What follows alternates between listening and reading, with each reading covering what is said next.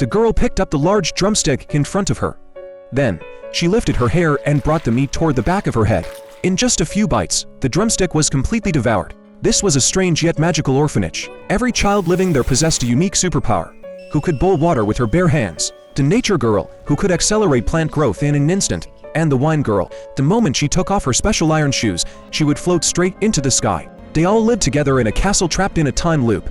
Day after day, they remained frozen on September 3, 1943. Because of this, they never aged, but they also never got to see the outside world. Miss Peregrine was the head of this castle. She had the ability to control time, and could freely transform between a human and a timekeeping bird. Around the world, many others shared her ability. Their duty was to establish sanctuaries for special children, protecting them from terrifying creatures known as hologhasts.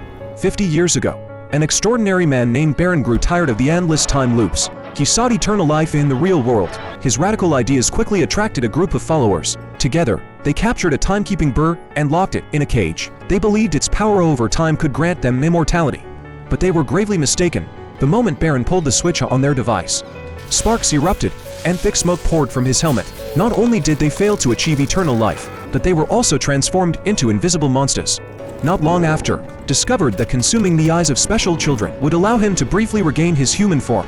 Thus began the Hologhast's relentless hunt for gifted children. Since no one could see these creatures, the only way to survive was to hide in time loops, vanishing from history. This cycle continued for years, until a boy named Jacob discovered that he alone had the ability to see the Hologhasts. Determined to fight, he left the castle, enlisted in the army, and trained to become a monster hunter. Decades passed in the blink of an eye. The little boy grew into an old man, had children, grandchildren. After retiring, John spent his nights telling his grandson, Jake, stories of the peculiar children's home. Young Jake believed every word his grandfather said, but his classmates and father mocked him, dismissing the stories as nothing more than fairy tales. As he grew older, Jake began to doubt as well. He wondered if his grandfather was simply senile, if everything had been a delusion. Then, one day, as usual, Jake went to visit his grandfather. But this time, the old man frantically warned him, "This place isn't safe, stay away."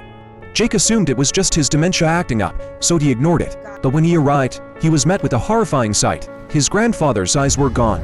With his dying breath, the old man told Jake to go to the peculiar children's home. There, you'll find all the answers. And then, he was gone. Jake recounted everything to his parents. They thought he was losing his mind, and took him to a psychologist. The doctor suggested that perhaps visiting the place himself might help him find closure. So, accompanied by his father, Jake traveled to the island his grandfather had described. After much effort, he finally found the children's home.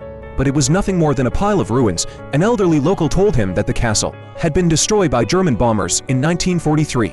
But Jake refused to believe it. He ventured deeper into the ruins. That's when he saw them. A woman in white and several children peeking out at him. Terrified, he turned to run, only to trip over a rock and pass out. When he woke, he found himself surrounded by 6 people he recognized. They were all characters from his grandfather's bedtime stories. The 6 children led Jake into a cave. Miss Peregrine's hidden time corridor. One step through it, and he was transported back to 1943. At last, Jake arrived at the castle, where he met Miss Peregrine and the peculiar children. The boy who could release swarms of bees from his mouth. The invisible child no one had ever seen. And Enoch, the puppet master who could make dolls fight each other. For a boy from 2016, Jake had never had so many friends. He spent the happiest day of his life in the castle. He even found a letter his grandfather had written to Miss Peregrine. But no matter how much fun he had, this was not his world. Eventually, he had to return to the present. Before he left, the children wanted him to witness the miracle of time resetting.